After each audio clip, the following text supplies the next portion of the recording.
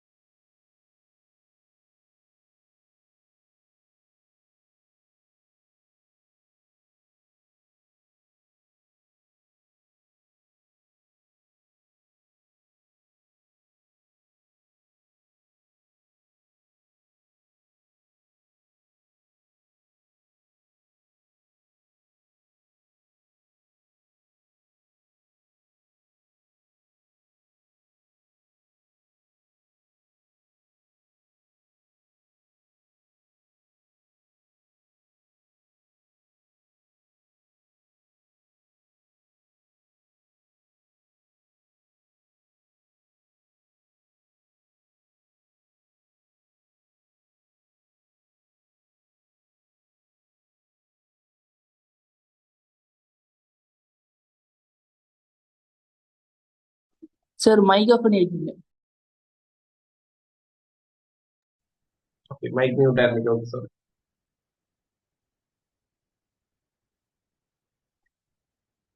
சரி பாருங்க, sorry, mic mute ஆயிருந்து. ஓகே பாருங்க, அடுத்தது வந்துட்டு என்னன்னா இந்த பயோம்ஸ் அதே மாதிரி வந்துட்டு இலங்கையினுடைய சூழல் தொகுதிகள் வந்துட்டு படிக்கக்கூட வந்து ஒரு நீங்களா ஒரு சார்ட் ஒன்று ப்ரிப்பேர் பண்ண வேண்டி இருக்கும். சோ அதுல வந்து பிரதானமாக வந்து நம்மள்ட்ட வந்துட்டு தெரிஞ்சிருக்க வேண்டியது ஒவ்வொரு லொகேஷன் தொடர்பாக தெரிஞ்சிருக்க வேண்டும். அதே மாதிரி ஒவ்வொரு சராசரி வெப்பநிலை எவ்வளவு, அதே மாதிரி வந்துட்டு அவையில வந்து ரெயின்ஃபால் வந்துட்டு எவ்வளவு, மழை வீழ்ச்சி வந்துட்டு எவ்வளவு, அதே மாதிரி என்னென்ன விலங்குகள் வந்துட்டு ஒவ்வொரு பயோம்ஸ்லயும் இருக்கு, என்னென்ன பிளான்ஸ் வந்துட்டு மெயினா வந்துட்டு இருக்கு, அது வந்துட்டு எப்படி வந்துட்டு அடிப்படையும். சோ அதுல இருக்க தாவரங்கள் இசைவாக்கங்கள் வந்துட்டு என்னென்ன. சோ இப்படியாக ஒரு 7 விஷயங்கள் வந்துட்டு இருக்குது. இப்பவே நான் உங்களுக்கு சொல்லிட்டேன், 7 மணி நேரம் இப்பதையே தொடங்குங்க. சோ அதுல பயம்ஸுக்கு வந்து செய்யக்கூட 7 8 பயம்ஸ் இருக்குன்னு நினைக்கிறேன். 8யுமே வந்து ஒரே சார்ட்டுக்கு வந்துட்டு கொண்டு வாங்க. வளமையாக வந்துட்டு போன தரமும் வந்து ஒரு பயம்ஸ் தூக்கி தான் ஷோர்ட் நோட்டு போட்டாங்க. நீங்க பேப்பர் பார்த்தா தெரியும், சேம் கொஸ்டின் நான் கொடுத்திருந்தது. சோ இந்த தரம் பயம்ஸ்ல கேள்வி இல்ல, இலங்கையில சூழல் தொகுதியும் கேள்வி இல்ல. சாரி, போன தரம் வந்தது பாலைவன மாதல், என்ன சாரி பாலைவன மாதல். சோ இந்த தரம் சான்சஸ் இருக்கு. ஓகே, பயம்ஸ்ல ஏதாவது ஒரு பயம்ஸ் ஷோர்ட் நோட் தூக்கி போறது. பின்ன அவ்வளவுதையும் நாங்க பாடமாக்கி ஞாபகப்படுத்துறதுன்றது ஒரு இயலாத விஷயமாக வந்துட்டு இருக்கும். பின்ன நீங்க வந்துட்டு இந்த சார்ட்டை பண்ணி வச்சுக்கொண்டே சொல்லி சொன்னா அதை வச்சு எங்களால எழுதக்கூடியதாக வந்துட்டு இருக்கு. மழை பூச்சி எவ்வளவு, இது எவ்வளவு, என்ன மாதிரி என்று சொல்லி. சோ லொகேஷன் என்ன, டெம்பரேச்சர் என்ன, ரெயின்ஃபால் என்ன, என்னென்ன விலங்குகள் இருக்கு, என்னென்ன தாவரங்கள் இருக்கு, அதுல இசைவாக்கம் என்ன, என்ன காரணத்தால் அடிப்படையுது, ஃபைனலா வந்துட்டு ஏனைய சிறப்பியல்புகள் என்றும் ஒரு இது ஒரு கிழமை போடுங்க. சோ அப்படி என்று சொல்லி போட்டீங்கன்னு சொல்லி அதுல வேற ஏதாவது சொல்லப்பட்டிருந்தா அதையும் மார்க் பண்ணுங்க. இதே வேலையை இலங்கையின் சூழல் தொகுதிகளுக்கும் செய்யுங்க. ஆனா இலங்கையின் சூழல் தொகுதியை வந்துட்டு செய்யக்கூட வந்துட்டு பார்த்தோம்னு சொல்லி சொன்னா காடுகளுக்கு தனியே செய்யுங்க. இந்த தரம் நான் ஏற்கனவே உங்களோட முதலாவது பேப்பர்ல இசையா வந்துட்டு போட்டது இந்த அயன மண்டல மலைக்காட்டினுடைய சிறப்பியல்கள். அப்படியான ஒரு இசை கேள்வி வந்துட்டு வரதுக்கு வாய்ப்புகள் இருக்குது. மெயின் கேள்விக்குள்ள வந்துட்டு போகக்கூடாது. சோ அந்த காடுகள் இலங்கையில 4 காடு இருக்குது, அதை வேறையா ஷோர்ட் நோட் பண்ணுங்க. மத்த பயம்ஸ் எல்லாத்தையும், மத்த இலங்கையில சூழல் தொகுதிகள் எல்லாத்தையும் வேறையா ஷோர்ட் நோட் பண்ணுங்க. மெயினா ரெயின்ஃபால், டெம்பரேச்சர், விலங்கு, தாவரம், ஏதாவது இசைவாக்கம் இருக்குதா, இலங்கையில இந்த லொகேஷன்ல வந்துட்டு இருக்குன்ற விஷயம். சோ இவ்வளவுதான் அதுகள் ரெண்டுலையுமே மெயினானது. அடுத்தது வந்துட்டு என்வாயன்மெண்டலை பொறுத்த வரைக்கும் பிரதானமாக கேள்வி வாரது இந்த ரெட் டேட்டா புக்ல இருக்கிற அந்த இனங்கள் சம்பந்தமாக.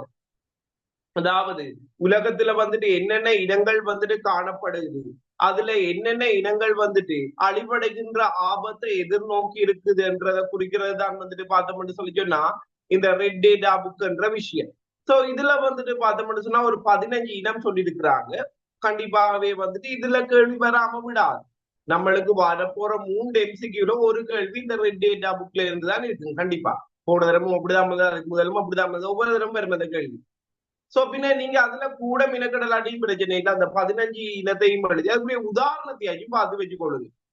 இயற்கையாக அழிந்து விட்ட இனம் எது, இயற்கையாக அழிந்து விட்ட இனம் எது, அதிகளவான அச்சுறுத்தலுக்குள்ளா இருக்கிற இனம் எது. சோ அப்படி ஒரு 15 கேட்டகரி வந்துட்டு இருக்கு. நாங்க ஒரு கேள்வி வந்துட்டு கதைக்கக்குள்ள அது தொடர்பாகவும் கதைச்சிருக்கோம். சோ அதையுமே வந்துட்டு பார்த்து வச்சுக்கொள்ளுங்க. சரிதானே. சோ அடுத்தது வந்துட்டு ஒரு எம்சிக்யூ பகுதி வந்துட்டு ஆக கடைசி தோண்டு சமவாயத்தில இருந்து அந்த 6 சமவாயங்களையும், அதாவது இந்த சூழல் காப்போட பச்சை விட்டு விளைவை தடுக்கிறது, ஓசோன் படை வரிதாக்கத்தை தடுக்கிறது. சோ அப்படியாக வந்துட்டு ஒரு 6 சமவாயங்கள் இருக்குது. அந்த ஒவ்வொரு சமவாயத்தினுடைய நோக்கமும் என்னன்றத பார்த்து வச்சு கொள்ளுங்க. ஒரு இதை சொல்லி அந்த எந்த சமவாயம் சொல்லி கேட்கலாம். உதாரணமாக ஓசோன் படை வரிதாக்கத்தோடு சம்பந்தப்பட்ட சமவாயம். அதே மாதிரி வந்துட்டு பார்த்தோம்னு சொல்லி சொன்னா ஆபத்தான நச்சு கழிவுகளை கடல்ல வந்துட்டு நீக்குவது தொடர்பான சமவாயம், அப்படியான சமவாயங்களை கேட்கறது. அப்படி ஒரு எம்சிக்யூ கேள்வி வரும். இலங்கையில சூழல் தொகுதி பயோம் சூழலியல் பூம்பகத்துக்கும் லைட்டா சான்ஸ் இருக்குது எம்சிக்யூ ஆகுது. அதனால எங்களோட ஃபுல் பேப்பர்ல வந்துட்டு லாஸ்டா பார்த்த கேள்விகள்லாம் சூழலியல் பூம்பகத்தை சம்பந்தப்படுத்தி வந்திருந்தது. சோ நம்மளுக்கு 3 எம்சிக்யூ பகுதிகள் வரப்போகுது. சில நேரம் ஸ்ட்ரக்சர் வரையிலன்னு சொல்லி சொன்னா 4 எம்சிக்யூ வரும். ஸ்ட்ரக்சர் என்வரன்மெண்டல் பயாலஜில போடாம விட மாட்டாங்க. இந்த கடைமா 4வது ஸ்ட்ரக்சர் வந்துட்டு 8 9 10 தான் இருக்கும். சில நேரம் 7 9 10 இருக்கும். நம்மளை அவாய்ட் பண்ணுவாங்கன்னு சொல்லி சொன்னா ஸ்ட்ரக்சர்ல 4 எம்சிக்யூ ஆகும். Okay, 2 A B C D 2 normal. சோ அப்படி போவாங்க. பின்ன அப்படி போனவங்களை வந்துட்டு அப்படியான கொஸ்டின்ஸ் வந்துட்டு போறதுக்கு வாய்ப்புகள் இருக்கு. இந்த சொன்ன வேலைகள், இந்த பயம்ஸுக்கு ஒரு சார்ட், இலங்கையினுடைய சூழல் தொகுதியில காடுகளுக்கு ஒரு சார்ட், மத்த சூழல் தொகுதிகளுக்கு ஒரு சார்ட், அடுத்தது வந்துட்டு அந்த ரெட் டேட்டா புக்ல இனங்களும் அந்த 15 இனங்கள் உதாரணம். ஸோ அடுத்தது சமவாய். இந்த 5 வேலையையும் ஃபர்ஸ்ட்டுக்கு செஞ்சு முடிங்க. நீங்க என்வரன்மெண்டல் படிக்கலாடியும் பிரச்சனை இல்லை. ஃபர்ஸ்ட்டுக்கு இந்த முதல் நான் சொன்ன 5 வேலையையும் புக்கை வாசிச்சு அதுக்குரிய வேலைகள் அதுக்குரிய ஷோர்ட் நோட்டை பண்ணி வச்சுக்கொள்ளுங்க. சரி, இப்ப நாங்க நேரடியாகவே வந்துட்டு இதுக்குள்ள வந்துட்டு ரிவிஷனுக்குள்ள வந்துட்டு போவோம். சோ இதுல வந்துட்டு முதலாவது ஸ்ட்ரக்சர் கேள்வியாக வந்து நம்மள்ட்ட கேட்டிருக்கிறது வந்துட்டு சுற்றாடல் என்றா என்னன்னு சொல்லி கேட்டிருக்கிறாங்க. சரிதானே? இந்த கேள்வி இது வரைக்கும் ஃபைனலுக்கு வந்தது இல்லை. சோ இதுல நம்மளுக்கு 2 டெபினிஷன் வந்துட்டு இருக்க போது, ஒன்று சுற்றாடல்ன்ற டெபினிஷன், அடுத்தது சுற்றாடல் உயிரியல், என்வரன்மெண்டல் பயாலஜி. சோ ரெண்டுமே பெரிய பெரிய டெபினிஷன். ஓகே, ஒரு சின்ன வேர்ட் கூட மிஸ் ஆயிடக்கூடாது. உங்களோட அப்டேட் பண்ண ரிசோர்ஸ்ல வந்துட்டு எப்படி வந்துட்டு டெபினிஷன் கொடுத்திருக்காங்களோ அதே மாதிரி வந்துட்டு உங்களோட வரைவிலக்கணம் வந்துட்டு கொடுக்கப்பட்டிருக்க வேண்டும். சரி, பாருங்க. சோ ஒரு சுற்றாடல்ண்டா என்ன? நாங்க சுற்றாடல்ண்டா என்னன்னு படிச்சிருக்கோம் சின்ன வயசுல. சுற்றி இருக்கிறது சுற்றாடல் சொல்லி கழிச்சிருக்கிறோம். சோ இந்த சுற்றாடலை பொறுத்த வரைக்கும் வந்துட்டு பார்த்தோம்னு சொன்னா சில பிசிக்கலான ஃபேக்டர்ஸும் இருக்கும், அதே மாதிரி சில கெமிக்கலான ஃபேக்டர்ஸும் வந்துட்டு இருக்கும். பௌதிக காரணிகளும் இருக்க போது, ரசாயன காரணிகளும் இருக்க போது. சோ இந்த பௌதிக காரணிகளினதும் ரசாயன காரணிகளிடையும் ஒரு காம்ப்ளெக்ஸ் தான் வந்துட்டு பார்த்தோம்னு சொன்னா இந்த சுற்றாடல் என்று சொல்லி சொல்லப்போம். பாருங்க, இதுல வந்துட்டு பார்த்தோம்னு சொல்லி சொன்னா ஆஹ் இந்த பௌதிக காரணிகள் ரசாயன காரணிகள் எந்த தாக்கம் புரிகிறார்கள் சொல்லி சொன்னா ஒரு அங்கியின் மீதாக வந்துட்டு இருக்கலாம், அல்லது ஒரு சூழலியல் சாகியம். என்ன சூழலியல் சாகியம் என்றா குடித்தொகை ஒன்று சேர்ந்து வரதான் சாகியம். நாங்க கதைப்போம் அது தொடர்பாக. சோ சாகியம் ஒன்றின் மீது செயற்பட்டு அதனுடைய வடிவத்தையும் நிலைவகையையும் தீர்மானிக்கிற பௌதிக ரசாயன காரணிகளினுடைய சிக்கல் சுற்றாடல் எனப்படும். ஓகே, சோ கவனமா இதுவரைக்கும் இந்த இது கேட்கல, சுற்றாடல் அப்படின்னு எல்லாம் என்னன்னு கேட்கலாம். மேபி ஒரு ஸ்ட்ரக்சர் கேள்வியாக வந்துட்டு வரக்குள்ள வந்துட்டு இப்படியான கேள்விகள் வந்துட்டு கேட்கலாம். சோ இந்த சாகியம் என்ற வேர்ட் வாரபடியே நான் உங்களுக்கு இந்த இதை நேரத்தோட விளங்கப்படுத்தி கொண்டு போறேன். சோ இந்த ஒழுங்கும் ஒழுங்கமைப்புல நாங்க இந்த தனியன்ல இருந்து உயிர்கோளம் வரைக்கும் ஒரு மட்டம் இருக்குமென்னு சொல்லி காட்டியிருந்தோம். சோ பாருங்க, தனியன்கள் எல்லாமே சேர்ந்து வந்துட்டு பார்த்தோம்னு சொல்லி சொன்னா குடித்தொகையை வந்துட்டு உருவாகும். சோ அதோட டெபினிஷன் அதுக்கெல்லாம் நாங்க பிறகு பார்ப்போம். ஃபர்ஸ்ட் அதுக்குரிய பேசிக் ஐடியாவை வந்துட்டு விளங்கி வச்சுப்போம். ஓகே, குடித்தொகை என்று சொல்லி சொன்னா வந்துட்டு என்னன்னு சொல்லி சொன்னா ஒரு குறிப்பிட்ட பிரதேசத்துல தங்களுக்குள்ள இடைத்தாக்கம் புரிந்து வாழுகின்ற ஒரே இனத்தனியன்களினுடைய கூட்டம். அதான் மிக மிக முக்கியம். ஓகே, குடித்தொகை என்று சொல்லி சொன்னா ஒரு குறிப்பிட்ட பிரதேசத்துல ஓகே குறிப்பிட்ட காலப்பகுதிக்குள்ள வந்துட்டு வாழ்ற ஒரே இன தனியன்களினுடைய கூட்டத்துக்கு நாங்க சொல்ல போற பேதான் வந்துட்டு பார்த்தோம்னு சொல்லி சொன்னா என்ன சொல்ல போறோம்? குடித்தொகை. குடித்தொகை ஒன்று சேர்ந்துதான் வந்துட்டு சாகியம், பாப்புலேஷன். இது வந்துட்டு ஓகே கம்யூனிட்டி என்று சொல்ல போறோம் சாகியம். சோ ஒரு சாகியம் வந்துட்டு வரப்போகுது. சாகியத்தை பொறுத்த வரைக்கும் ஒரு குறிப்பிட்ட பிரதேசத்துல வந்துட்டு காணப்படுகின்ற ஒவ்வொரு இனங்களினுடைய சேர்க்கை. ஒரே இன தனியன்கிற கூட்டத்துக்கு சொல்ல போற பேர் குடித்தொகை. அதுக்குள்ள இருக்கிற அந்த இடத்துல இருக்கிற தனியன்கள், அதுல இருக்க குடித்தொகைகள் எல்லாத்தையும் சேர்த்து ஒவ்வொரு இனங்களை சேர்த்து நாங்க சொல்ல போற பேர் வந்துட்டு என்னது சாகியம். ஓகே, எனக்கு சொல்லுங்க. ஓகே ஓகே நாங்க ஜப்னாவை எடுப்போமே. ஜப்னாவில இருக்கிற எலிகள், ஜப்னால இருக்கிற எலிகள் அப்படின்னு சொல்லி ஒன்று தந்திருக்காங்க எக்ஸாம்ல. ஓகே, யாழ்ப்பாணத்துல இருக்கிற எலிகள் என்று. ஓகே, அது என்னது? சாகியமா அல்லது குடித்தொகையா? என்ன மாதிரி? சாகியமா குடித்தொகை? இதுல கவனமா இருக்கணும். குடித்தொகைன்னா ஒரே இன தனியன்கள்ன்ற கூட்டம், சாகியம்னா நிறைய இனங்கள் சேர்ந்தது. சோ என்ன சொல்ல போறோம்? கிளியராவே எலி என்றது ஒரு இனம். ஏன்னா எலி என்றது ஒரு இனம், பின்ன கிளியராவே வந்துட்டு அது வந்துட்டு ஒரு குடித்தொகையா இருக்க போகுது. ஓகே, ஜப்னாவில் இருக்கிற விலங்குகள், விலங்குகளுக்குள்ள எலியும் பெறப்போகுது, ஊனையும் பெறப்போகுது, நாயும் பெறப்போகுது, ஏன்னா புலியும் பெறப்போகுது, நரியும் பெறப்போகுது, எல்லாம் பெறப்போகுது. சோ அது ரெண்டுக்குள்ள டிஃப்ரெண்ட பாருங்க. இது வந்துட்டு ஒரு இனம், இந்த விலங்குகளுக்குள்ள வந்துட்டு நிறைய இனங்கள் வந்துட்டு உள்ளடக்கப்பட போகுது. என்ன சொல்ல போறோம்? சாகியம். இது வந்துட்டு சாகியமா இருக்கு. பின்ன இந்த சாகியத்துக்கும் குடித்தொகைக்கும் இடையில இருக்க வித்தியாசத்தை பாருங்க. குடித்தொகை என்றது வந்துட்டு பார்த்தோம்னு சொல்லி சொன்னா ஒரே இன தனியன்களினுடைய கூட்டமாக வந்துட்டு இருக்கும். அதே மாதிரி சாகியத்தை பொறுத்த வரைக்கும் வெவ்வேறு இன தனியன்களினுடைய சேர்க்கைதான் வந்துட்டு சாகியம்னு சொல்லப்படும். சோ அது சாகியம் ஒன்று சேர்ந்து என்ன வருமாடா குடித்தொகை. சாரி, சாகியம் ஒன்று சேர்ந்து என்ன வருமாடா சூழல் தொகை. பாருங்க, இப்ப ஜப்னால இருக்கிற விலங்குகள் வந்துட்டு பார்த்தோம்னு சொல்லி சொன்னா ஜப்னால இருக்கிற எலி வந்துட்டு குடித்தொகை, ஜப்னால இருக்கிற விலங்குகள் என்னது சாகியம். ஜப்னான்றது அதுக்குள்ள எலி இருக்கும், பூனை இருக்கும், நாய் இருக்கும், என்ன எல்லாமே வந்துட்டு இருக்கும். அதோட சேர்த்து அங்க அந்த உயிரற்ற கூறுகளும் இருக்கும். என்ன எல்லாத்தையும் சேர்த்து நாங்க சொல்ல போற பேதான் வந்துட்டு என்னது சூழல் தொகுதி. எல்லாத்தையும் சேர்த்து நாங்க சொல்ல போற பேதான் சூழல் தொகுதி. பின்ன இந்த சூழல் தொகுதி என்ற விஷயத்துக்குள்ள வந்துட்டு அந்த வெவ்வேறு இன தனியன்களினுடைய சேர்க்கையோட சேர்த்து அதோட இடைத்தாக்கு முற்று வாழ்கின்ற உயிரற்ற கூறுகளும் வந்துட்டு எட் ஆகும். அதோட இடைத்தாக்க முற்று வாழ்கின்ற உயிரற்ற கூறுகளுமே வந்துட்டு எட் ஆக போகுது. சோ அந்த வகையில வந்துட்டு பார்த்தோம்னு சொல்லி சொன்னா சோ ஜப்னான்றது வந்துட்டு சூழல் தொகுதியா இருக்கு. சோ அதெல்லாம் சேர்த்து வாழ்றதான் வந்துட்டு உயிர்கோளம். ஓகே, பின்ன இந்த நம்மளுக்கு ஓர்டர் வந்து தெரிஞ்சிருக்க வேணும். இதுகளுக்குள்ள இப்படி கேள்வி கிட்டத்துல வந்ததில்லை. மேபி வந்துட்டு சான்சஸ் வந்துட்டு இருக்கலாம், மேபி சான்சஸ் வந்துட்டு இருக்கலாம்.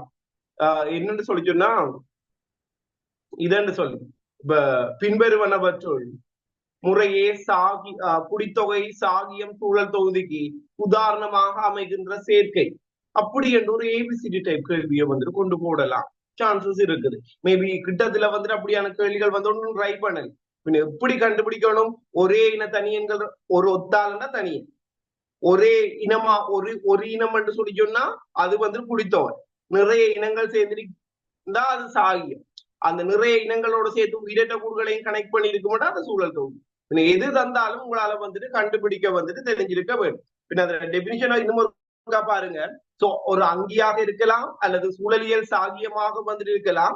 அதுல செயற்பட்டு அதனுடைய வடிவத்தையும் நிலை வருகையையும் தீர்மானிக்கின்ற பௌதிக ரசாயன காரணிகளினுடைய சிக்கல். ஒரு சின்ன வேர்ட் கூட மாத்தக்கூடாது. ஓகே, உங்களோட ரிசோர்ஸ்ல எப்படி இருக்குதோ அதே மாதிரி வந்துட்டு ஆன்சர் வந்துட்டு கொடுக்க வேண்டி இருக்கு. சரி, அடுத்தது சுற்றாடல் உயிரியல் என்று சொல்லி சொன்னா என்னன்னு சொல்லி கேட்டிருக்கிறாங்க.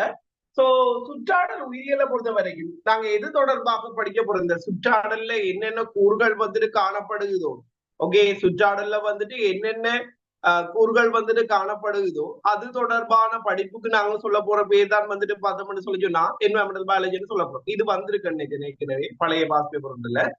ஓகே, சோ பிரச்சனை இல்லை, கிட்டத்துல வரலானே. மேபி சுற்றாடல் என்றா என்ன, சுற்றாடல் உயிரியல் என்றா என்ன, ஏதாவது ஒன்று ட்ரை பண்ணலாம். நம்மளுக்கு கண்டிப்பாகவே ஒவ்வொரு ஸ்ட்ரக்சர்லையும் மினிமம் 2 டெபினிஷன் ஆச்சும் இருக்கு. மினிமம் 3-4 போகலாம். சோ மேபி இதுல ஏதாவது ஒன்று கூடிய வாய்ப்புகள் இருக்கு. பாருங்க டெபினிஷனை பாருங்க. உயிர் வாழுகின்ற, ஓகே, எனக்கு இன்னும் ஒரு டவுட். இந்த இதுக்குள்ள வந்துட்டு இந்த உயிரினுடைய ஆட்சி நிலை ஒழுங்கமைப்பு மட்டத்துல இனம் என்ற மட்டம் உள்ளடக்கப்படுமா? உயிரின அங்கிகளினுடைய ஆட்சி மட்டத்தில் இனம் எனும் மட்டம் காணப்படுகின்றது. இப்ப நாங்க இதுக்குள்ள தனியன் ஒன்று சேர்ந்தா குடித்தொகை எனக்கு கழிச்சிருக்கோம், சாகியம் என்று கழிச்சிருக்கோம், சூழல் தொகுதி, உயிர்கோளம். சோ இந்த இனம் என்ற மட்டம் வருமா?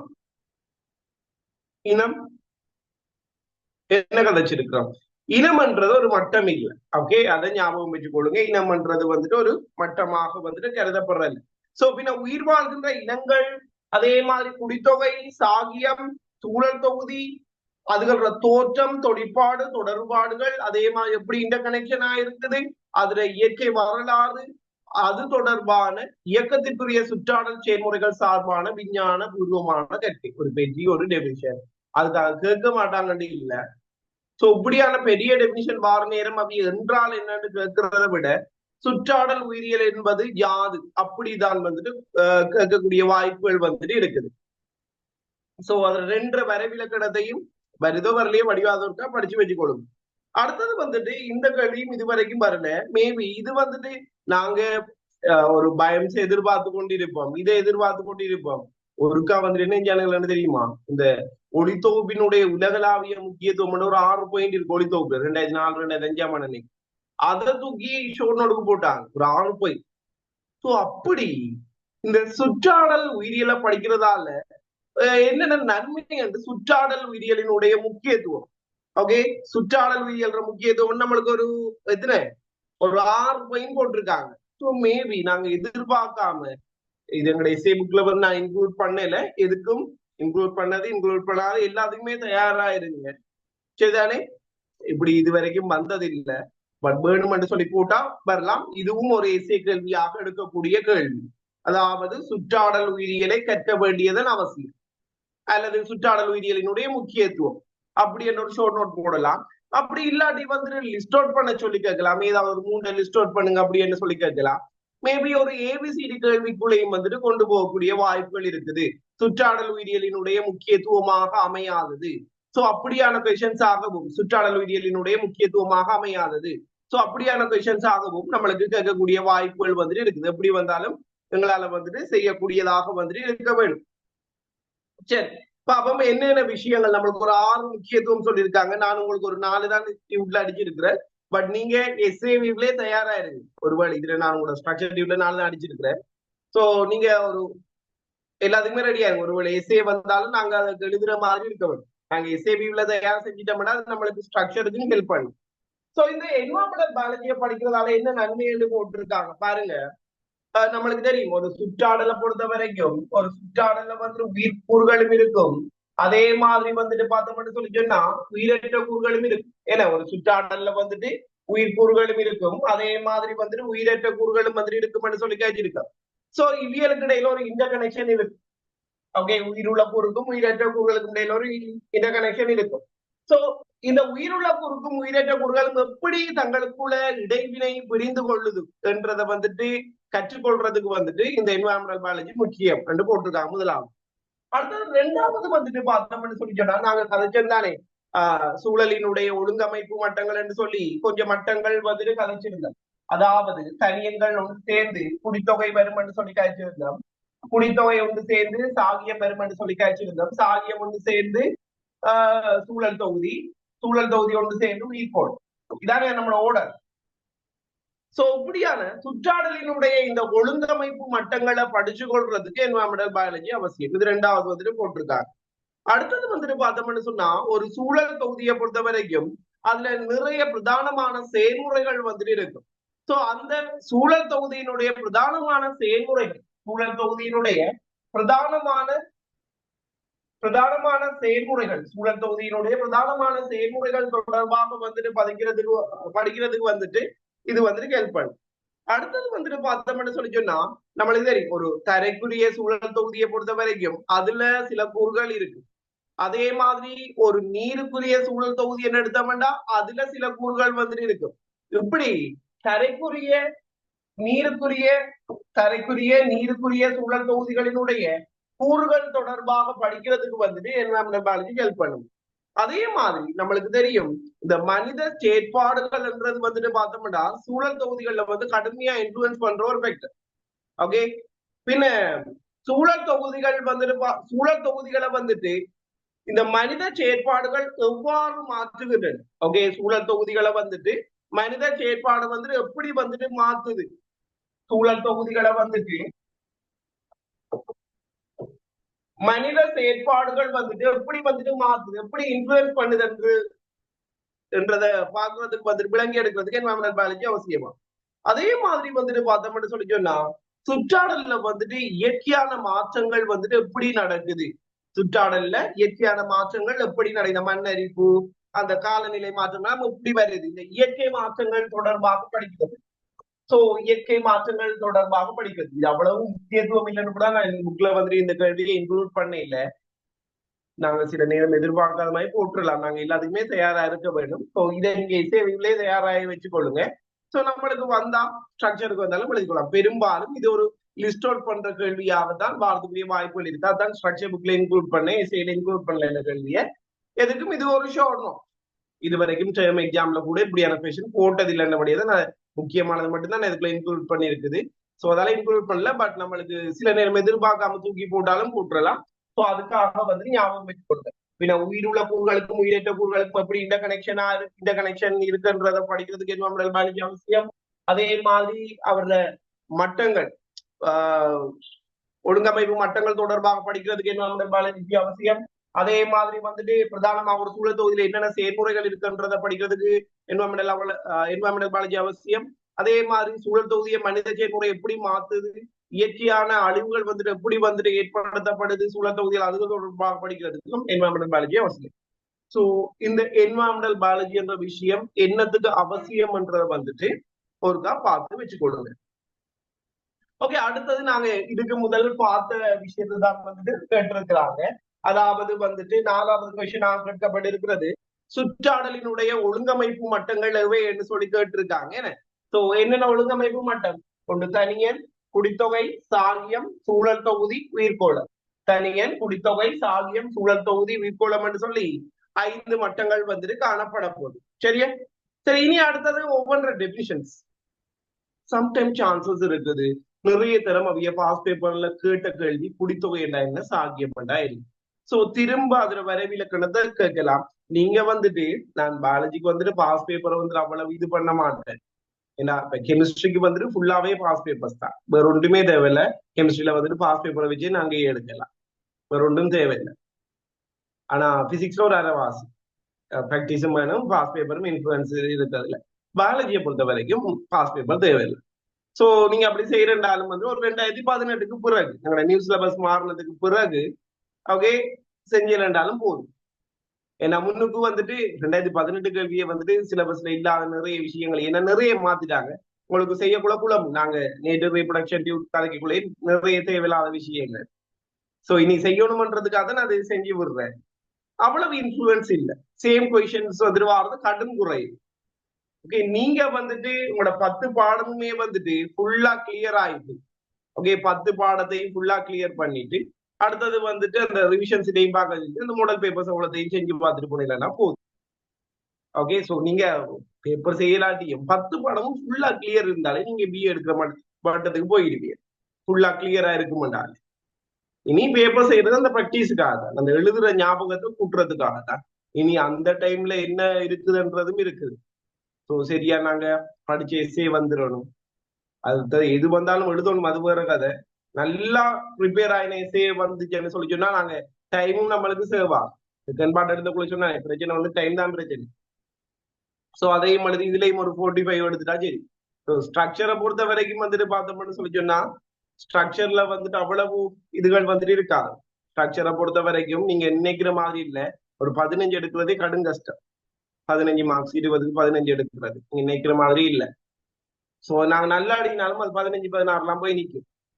சோ பின்ன என்ன செய்யணும்னு சொல்லி சொன்னா ஸ்ட்ரக்சர் ஒரு 15 16 டார்கெட் பண்ணாலும் 20 டார்கெட் பண்ணாதான் 14 வந்து நிற்கும்.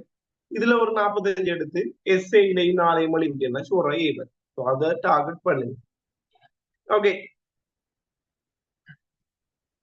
சரி அடுத்தது 5வது கேள்வியை வந்துட்டு பாருங்க. குடித்தொகை என்னன்னு சொல்லி கேட்டு இருக்கிறாங்க. கவனம், மாதிரி டெபினிஷன் எல்லாம் முக்கியம். தனியனுக்கு டெபினிஷன் போட்டிக்கானுங்களா? அதுக்கு பெருசா டெபினிஷன் போடல, உயிர் உள்ளவை அங்கி என்று போட்டிருக்காங்க, அது நம்மளுக்கு முக்கியம் இல்லை. இதை கேட்கலாம். குடித்தொகை சாகியம் பாருங்க என்ன படிச்சிருக்கோம். குடித்தொகைன்னு சொல்லி சொன்னா அதாவது ஒரு குறித்த இடத்தில் தம்முள் இனங்கலப்பதன் மூலம் வளமான எச்சங்களை தோற்றுவிக்கும் ஒரே இன தனியன்கள், ஒரே இனத்தை சார்ந்த தனியன்களின் கூட்டம். இது வந்துட்டு எங்களோட நியூ அப்டேட் டெபினிஷன். ஒரு சின்ன வேர்ட் கூட மாத்தக்கூடாது, அதுல எப்படி இருக்குதோ அதே மாதிரி வந்துட்டு கொடுங்க. நாங்க என்னென்ன விளங்கி வச்சிருக்கோம், குடித்தொகையா ஒரே இனத்தனியங்கள் கூட்டம், அவ்வளவு அப்படி நாங்க விளங்கி வச்சிருக்கோம். பட் எழுத போல உங்களோட ரிசோர்ஸ்ல விளங்கி வைங்க ஒரு மாதிரி.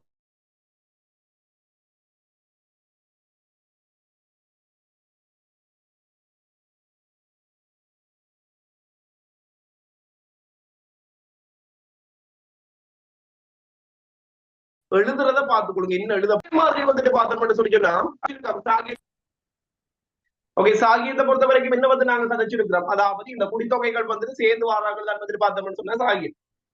வாய்ஸ் ஓகே தானே? ஸ்ட்ரக் அவருக்கு ஓகே தானே? வாய்ஸ் ஓகேவா?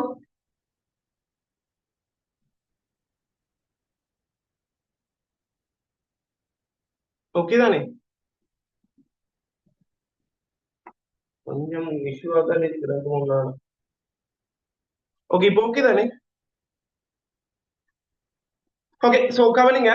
சோ சாகியம் என்னன்னு சொல்றாங்க, ஒரு குறித்த பகுதியில தங்களுக்குள்ள இடைவினை புரிந்து வாழ்கின்ற உயிர் வாழும் ஒவ்வொரு இன குடித்தொகைகளினுடைய சேர்மானம்.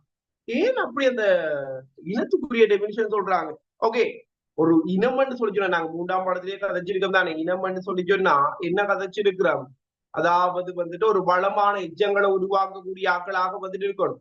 கோவர் கழுதைன்னு நாங்க இதுக்கு அதுல எங்க ஜெனடிக்ஸ்ல வந்துட்டு ஒவ்வொரு இனங்களுக்கு இடையிலான கலப்பு சம்பந்தமாக வந்துட்டு கதைச்சிருந்தோம்.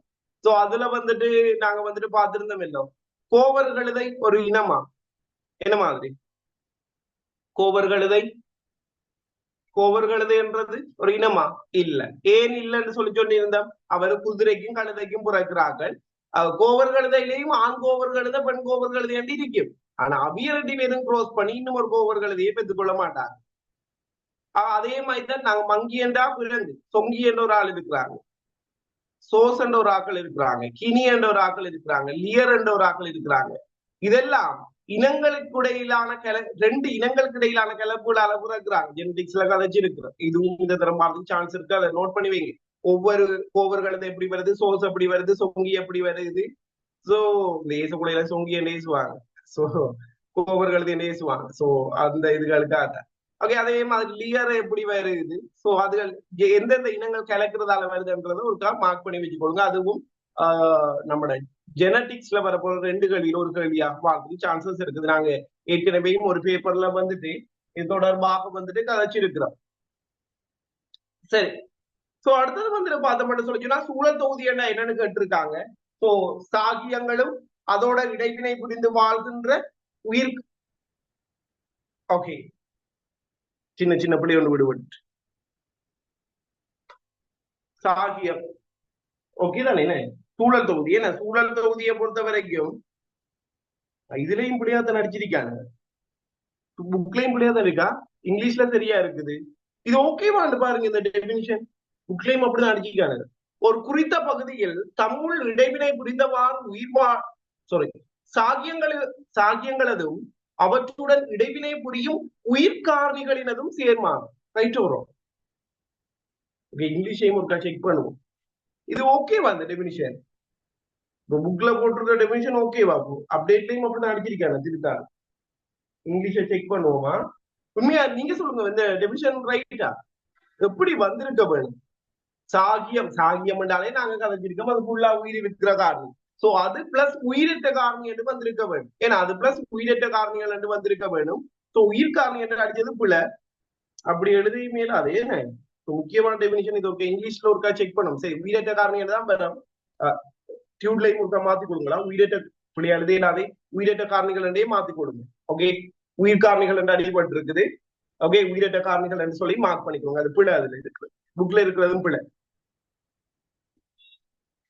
சரி, அடுத்தது வந்துட்டு பாருங்க, 8வது சுற்றாடலின் பிரதான உயிரிலி கூறுகள் வந்துட்டு எவைன்னு சொல்லி கேட்டிருக்காங்க. நாங்க கதைச்சிருக்கோம். உயிர்காரணிகளை பொறுத்த வரைக்கும் நுண்ணங்கிகள், தாவரங்கள், விலங்குகள் எல்லாமே வந்துட்டு பார்த்தோம்னு சொல்லி சொன்னா உயிர்காரணிகளாக வந்துட்டு இருக்கும்னு சொல்லி கழிச்சிருக்கிறோம். அதே மாதிரி உயிரற்ற காரணிகளை பொறுத்த வரைக்கும் நீர், வளி, ஒளி, வெப்பம், போஷணை, சூரிய ஒளி, மண், சோ அதுகள் எல்லாமே வந்துட்டு பார்த்தோம்னு சொல்லி சொன்னா உயிரிலி காரணிகளாக வந்துட்டு இருக்க போகுது. சரிதானே? சோ அடுத்தது வந்துட்டு பார்த்தோம்னு சொல்லி சொன்னா சூழலியல் தீதி. இதுவும் ஒரு ஷோர்ட் நோட்டுக்கு வரக்கூடிய பகுதி. ஓகே, இது ஒருக்க மார்க் பண்ணுங்களா. இதுவும் நான் எஸ்ஏ புக்ல இன்க்ளூட் பண்ண இல்ல, அதுல முக்கியமான எஸ்ஏ மட்டும் தான் அடிச்சிருக்குது. முக்கியத்துவம் இல்லாதவர்கள் உண்டையுமே கேள்வியா எடுக்க இல்லை. பட் நாங்க முக்கியத்துவம் இல்லாததுக்கும் தயாரா இருக்க வேண்டும். சோ சூழலியல் தீதி. சோ சூழலியல் திதியை பொறுத்த வரைக்கும் வந்துட்டு பாருங்க அப்படின்னா என்ன. இப்ப எனக்கு இந்த சூழல் தொகுதியில ஒரு வேலை இருக்கு, உங்களுக்கு ஒரு வேலை இருக்குது, எறும்புக்கு ஒரு வேலை இருக்குது, நாய்க்கு ஒரு வேலை இருக்குது, பூனைக்கு ஒரு வேலை இருக்குது. ஒவ்வொரு அங்கிக்கும் ஒரு நுண்ணங்கிக்கு ஒரு வேலை இருக்கு. சோ இந்த உலகத்துல இருக்கிற ஒவ்வொரு நுண்ணங்கியும் சூழல் தொகுதியில வந்துட்டு என்ன பங்கு வகிக்குதுன்றதுதான் வந்துட்டு பார்த்தோம்னா சூழல் திதி அல்லது சூழலியல் திதி என்று சொல்லி சொல்லுவோம். பாருங்க, அதுல டெபினிஷன் இவ்வளவுதான். சூழல் தொகுதி ஒன்றில் அங்கி ஒன்றினுடைய வகிபாகம் சூழல் திதி என அழைக்கப்படும். ஓகே, அந்த சூழலியல் திதியில வந்துட்டு கொஞ்சம் விஷயம், அதுக்கு நிறைய டெபினிஷன் வந்துட்டு போட்டிருக்காங்க. அதுகளை ஒருக்கா பார்த்து வச்சுக்கொள்ளுங்க. இதில் நான் இந்த ஸ்ட்ரக்சர்ல இன்க்ளூட் பண்ணல. அந்த சூழலியல் திதியில இருக்கிற விஷயங்களையும் லைட்டா வாசி கொள்ளுங்க. சூழலியல் திதிக்கு வந்துட்டு வெவ்வேறு டெபினிஷன் போட்டிருக்கிறாங்க. ஒரு 5-6 டெபினிஷன் போட்டிருக்காங்க. சில நேரம் சூழலியல் திதி தொடர்பாக பிழையானது அப்படியான எம்சிக்யூ கேள்விகள் கேட்கறதுக்கும் வாய்ப்புகள் இருக்குது. அது ஒருக்கா நார்மலா வாசிச்சு எடுத்து வச்சுக்கொள்ளுங்க. சோ அடுத்ததாக வந்துட்டு வாழிடங்கள் சம்பந்தமாக சொல்றாங்க. சோ இந்த வாழிடங்களினுடைய வரைவிலக்கணமும் வந்துட்டு நம்மளுக்கு தெரிஞ்சிருக்க வேண்டும். ஓகே, வாழிடம்டா என்னன்ற வரைவிலக்கணமும் வந்துட்டு நம்மளுக்கு தெரிஞ்சிருக்க வேண்டும். என்ன சொல்ல போறோம்? இனங்கள் வாழ்கின்ற பௌதிக பரப்புகள். ஓகே, இனங்கள் வாழும் பௌதிக பரப்புகள் வந்துட்டு வாழிடம் என்று சொல்லி சொல்லப்படும். சோ இதுல இந்த டெபினிஷனுக்கு இனங்கள் வாழ்கின்ற பௌதிக பரப்புக்கு நாங்க சொல்ல போற பேதான் வந்துட்டு வாழிடம் என்று சொல்லி சொல்லப்படும். ஒரு வாழிடம், ஓகே, இந்த இடத்துல சில இடங்கள்ல வந்துட்டு பார்த்தோம்னு சொல்லி சொன்னா நிறைய பேர் வசிப்பாங்க. இந்த பாலைவனம் அப்படியான கடும் வெப்பம் குடிநடங்கள்ல அங்க அங்கிகள் வந்துட்டு மனிதரா இருக்கலாம், மற்ற அங்கிகளா இருக்கலாம், அவை எல்லாமே வந்துட்டு வசிக்கிறது வந்துட்டு குறைவாக வந்துட்டு இருக்கு. சோ ஏன், அதாவது என்ன காரணிகள் ஒரு வாழிடத்தை வந்துட்டு தீர்மானிக்குது? இதுவும் நம்மளுக்கு ஒரு ஸ்ட்ரக்சர் கேள்வியாக வந்துட்டு கேட்கப்படக்கூடிய வாய்ப்புகள் இருக்கு. பாருங்க 11வது கேள்விய, வாழிடங்களை விவரிப்பதற்காக பயன்படுத்தப்படும் சூழல் காரணிகள் எவை? எதை பேஸ் பண்ணி, ஓகே, எதை பேஸ் பண்ணி வந்துட்டு பார்த்தோம்னு சொல்லி சொன்னா சூழல் காரணிகள் வந்துட்டு செய்யப்படுதுன்னு கேட்டிருக்காங்க. ஓகே, முதலாவது நாளொன்றுக்கு புறப்படுகின்ற சராசரி ஒளிச்சக்தியினுடைய அளவு. நாளொன்றுக்கு புறப்படுகின்ற சராசரி ஒளிச்சக்தியினுடைய அளவு, எவ்வளவு ஒளி வந்துட்டு ஒரு நாளைக்கு கிடைக்குது.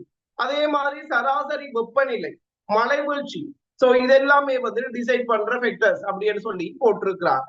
சோ அடுத்தது வந்துட்டு பார்த்தோம்னு சொல்லி சொன்னா இந்த இடைத்தொடர்புகள் தொடர்பாக சொல்றாங்க. நம்மளுக்கு தெரியும் ஒரு சூழல் தொகுதியை பொறுத்த வரைக்கும் ஒரு சூழல் தொகுதியில வந்துட்டு உயிர்கூறுகளும் இருக்கும். அதே மாதிரி வந்துட்டு பார்த்தோம்னு சொல்லி சொன்னா உயிரற்ற கூறுகளும் இருக்கும். உயிர்கூறுகளும் இருக்கும், உயிரற்ற கூறுகளும் இருக்கும். இப்ப இந்த சூழல் தொகுதியில இருக்கிற இடைத்தாக்கத்துல சில இடைத்தாக்கத்தை பார்த்தோம்னா உயிர்கூறுக்கும் இருக்கு. அதாவது 2 உயிர்கூறுகளுக்கு இடையிலான இடைத்தாக்கமாக வந்துட்டு இருக்கும். அதே மாதிரி சில இடைத்தாக்கங்களை வந்துட்டு பார்த்தோம்னா 2 உயிரற்ற கூறுகளுக்கு இடையிலான இடைத்தாக்கமாக இருக்கு.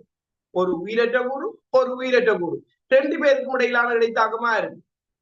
சில இடைத்தாக்கங்களை வந்துட்டு பார்த்தோம்னா ஒரு உயிர்கூறுக்கும் ஒரு உயிரற்ற கூறுக்கும் இடையிலான இடைத்தாக்கமாக வந்துட்டு இருக்கு. பின்ன நம்மளுக்கு இந்த ஒவ்வொன்றுக்குரிய உதாரணங்கள் எங்களோட ரிசோர்ஸ்ல போடப்பட்டிருக்க உதாரணங்களை வச்சுதான் கேட்பாங்க. அதை தாண்டி வேற கொஸ்டின்ஸ் வந்துட்டு கேட்க மாட்டாங்க. சோ ஒவ்வொன்றுக்குரிய உதாரணங்கள் வந்துட்டு என்னென்னு சொல்லி தெரிஞ்சிருக்க வேண்டும். சோ அந்த வகையில வந்துட்டு பார்த்தோம்னு சொல்லி சொன்னா உயிர்கூறுக்கும் இடையிலான உதாரணம் வந்துட்டு பார்த்தோம்னா என்ன போட்டிருக்காங்க நம்மள்ட்ட? போட்டி. சோ நாங்க கதைச்சிருந்தோம். இப்ப உதாரணமாக ஒரு பிரியாணி வாங்கி தாங்கன்னு வைப்போமே, நீங்க ஒரு 5 பேர் இருக்கிறீங்கன்னு வைப்போம். சோ உங்களுக்கு இடையில நீங்க ஒவ்வொரு ஆளும் ஒவ்வொரு தனியே ஒரு உயிர்கூறுகள். சோ உங்களுக்கு இடையில ஒரு போட்டி வருது, பிரியாணிக்கு ஒரு போட்டி. சோ பின்ன போட்டி என்றது வந்துட்டு என்னது? ஒரு வகையான உயிர்கூறுக்கும் இடையிலான ஒரு இடைத்தாக்கமாக வந்துட்டு இருக்கப்படும். அதே மாதிரி ஊட்டல் தொடர்புகள், ஒன்றிய வாழ் தொடர்புகள், நாங்க கதைச்சோம் ஒன்றுக்கொன்று துணையாக தன்மை, ஒற்றுமை, உரட்டில் உணல், அது எல்லாமே இந்த மூன்றுமே வந்துட்டு உயிர்கூறுகளுக்கும் இடையிலான இடைத்தொடர்புகளுக்கு உதாரணம். சில நேரம் ஸ்ட்ரக்சர்ல கேட்கலாம். ஒரு சூழல் தொகுதியில வந்துட்டு காணப்படுகின்ற உயிர்கூறுகளுக்கும் இடையிலான இடைத்தாக்கம் 2 தருக, 3 தருக, அப்படி வந்துட்டு லிஸ்ட் அவுட் பண்ண சொல்லியும் நம்மளுக்கு கொஸ்டின்ஸ் வந்துட்டு வரலாம். போட்டி, ஊட்டல் தொடர்புகள், ஒன்றிய வாழ்வு தொடர்புகள் எல்லாமே வரும். சோ அதே மாதிரி வந்துட்டு பார்த்தோம்னு சொல்லி சொன்னா இது உயிர்கூறுக்கும் அதே மாதிரி உயிர்கூறுக்கும் 2 உயிரில்லாத ஆக்களுக்கு இடையிலான இடைத்தாக்கத்தை வந்துட்டு பார்த்தோம்னு சொல்லி சொன்னா மண்ணுல நடக்கிற ரசாயன தாக்கம். ஓகே, சோ மண்ணுன்றது வந்துட்டு பார்த்தோம்னு சொல்லி சொன்னா ஓகே ஒரு உயிரில்லாத கூறு. ஓகே, அதுல வந்துட்டு நடக்கிற அந்த கெமிக்கல் ரியாக்ஷன் அதுக்குமே வந்துட்டு உயிர்ப்பு தன்மை இல்லை. சோ 2 உயிரற்ற கூறுகளுக்கு இடையில நடக்கிற தாக்கமா இருக்க போகுது. அடுத்தது ஒரு உயிர்கூறுக்கும் ஒரு உயிரில்லாத கூறுக்கும் இடையிலான இடைத்தாக்கத்துக்கு மண்ணில இருந்து நீர் அகத்துறிஞ்சப்படுறத போட்டிருக்காங்க. இப்போ மண்ணீர் வந்துட்டு ஒரு உயிரற்ற கூறு, தாவரம் வந்துட்டு ஒரு உயிருள்ள கூறு. சோ பின்ன அந்த இடைத்தாக்கத்தை பொறுத்த வரைக்கும் ஒரு உயிருள்ள கூறுக்கும் ஒரு உயிரற்ற கூறுக்கும் இடையிலான இடைத்தாக்கமாக வந்துட்டு அமைய போகுது. சோ பின்ன இதற்காக மார்க் பண்ணி வச்சு கொடுக்கலாம். நம்மளுக்கு ஸ்ட்ரக்சர்ல கேட்க கூட இந்த இதை கேட்கறதுதான் வாய்ப்பு கூட. உயிர்கூறுகளுக்கும் இடையிலான இடைத்தாக்கத்தை கேட்கறதுக்குரிய வாய்ப்புகள் தான் கூடுதலா இருக்கும். மத்தபடி மத்ததுகளை வந்துட்டு எம்சிக்கு தூக்கி போடலாம். சோ பின்ன ரெண்டு உயிர் இருக்கிற ஆட்களுக்கு இடையில வந்துட்டு என்னென்ன தொடர்புகள் இருக்குது? ஓகே, சோ போட்டி, ஊட்டல் தொடர்பு, ஒன்றிய வாழ். ரெண்டு உயிரில்லாத ஆட்களுக்கு இடையில இருக்கிற தொடர்பு உதாரணம் மண்ணில் நடக்கிற ரசாயனத்தான். ஒரு உயிர் கூறுக்கும் ஒரு உயிரற்ற கூறுக்கும் இடையிலான தாக்கத்துக்கு உதாரணமாக வந்து நாங்க கதைக்க போறது என்னது? மண்ணிலிருந்து தாவரங்களால நீர் அகத்துறிஞ்சப்படுறது. சோ இதைத்தான் வந்துட்டு நம்மளுக்கு அடுத்தடுத்த கேள்விகளாக வந்துட்டு கேட்கப்பட்டிருக்குது. சோ 14வது கேள்வி வரைக்குமே வந்துட்டு பார்த்தோம்னு சொல்லிட்டோம்னா இவ்வளவு நம்மளுக்கு கேட்கப்பட்டிருக்கு. ஓகே, சோ இன்னைக்கு நிறைய பேர் எக்ஸாமுக்கு போயிட்டாங்க. ஓகே, சோ அவியலும் வரட்டும், சரிதானே? மீதி பதியை வந்துட்டு நாங்க நாளைக்கு பார்ப்போம். இன்றைக்கு இரவைக்கு வந்துட்டு நாங்க ஃபுல் பேப்பர் கதைக்க போறோம் இல்ல, ப்ரீப்ரொடக்ஷனுக்குரிய பேலன்ஸ் எம்சிக்யூ தான் கதைக்க போறோம். ஸோ அந்த டியூட் செஞ்சு முடியாதாக்கு அதை செஞ்சு முடிங்க. இதனுடைய பேலன்ஸை வந்துட்டு நாங்கள் நாளைக்கு போனி பார்ப்போம். Okay, thank you.